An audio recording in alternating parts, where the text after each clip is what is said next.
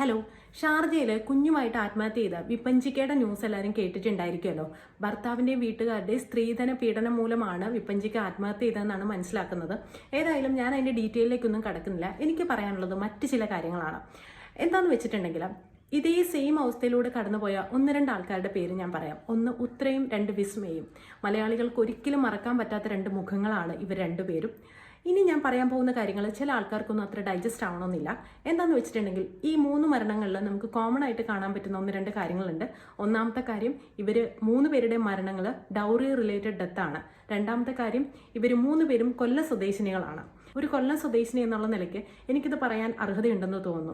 ബേസിൽ ജോസഫിന്റെ പൊന്മാൻ എന്ന് പറയുന്ന ഒരു സിനിമ ഇറങ്ങിയ സമയത്ത് എൻ്റെ ഒരുപാട് സുഹൃത്തുക്കൾ എന്നോട് ചോദിച്ചതാണ്, നിങ്ങളുടെ കൊല്ലംകാരൊക്കെ ഇങ്ങനെ തന്നെയാണോ എന്നുള്ളത്. തീർച്ചയായിട്ടും കൊല്ലംകാരൊക്കെ ഇങ്ങനെ തന്നെയാണ്. 2025 അതിനൊരു മാറ്റവും സംഭവിച്ചിട്ടില്ല. അവിടെ ജനിച്ചു വളർന്ന ഓരോ പെൺകുട്ടിയും ആ രീതിയിൽ തന്നെ മാരീഡ് ആവാനായിട്ട് അവിടെ ഫോഴ്സ്ഡ് ആവുകയാണ്. മകളെ കല്യാണം കഴിപ്പിക്കാൻ വേണ്ടി ഉള്ള വീടും വസ്തുവും ഒക്കെ വിറ്റ് കല്യാണം നടത്തിയ ആൾക്കാരെ എനിക്കറിയാം.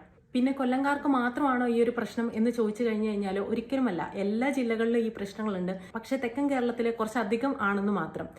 എനിവേ, ഞാൻ ആരെയും ബ്ലെയിം ചെയ്യുന്നില്ല. ഈ അടുത്തിടയ്ക്ക് ഒരു സർവേ റിപ്പോർട്ടിൽ കേരളത്തിലെ പുരുഷന്മാർക്ക് പെൺകുട്ടികളെ കിട്ടുന്നില്ല എന്ന് പറയുന്ന ഒരു ന്യൂസ് വന്ന സമയത്ത് എല്ലാവരും അല്ലെങ്കിലും കുറച്ചധികം പുരുഷന്മാർ പറഞ്ഞതാണ്, അങ്ങനെയാണെങ്കിൽ ഞങ്ങൾക്ക് കേരളത്തിലെ പെൺകുട്ടികളെ വേണ്ട, ഞങ്ങൾ വല്ല നേപ്പാളിലോ അല്ലെങ്കിൽ വേറെ ഏതെങ്കിലും രാജ്യത്ത് പോയി കല്യാണം കഴിച്ചുകൊള്ളാം എന്നുള്ളത്.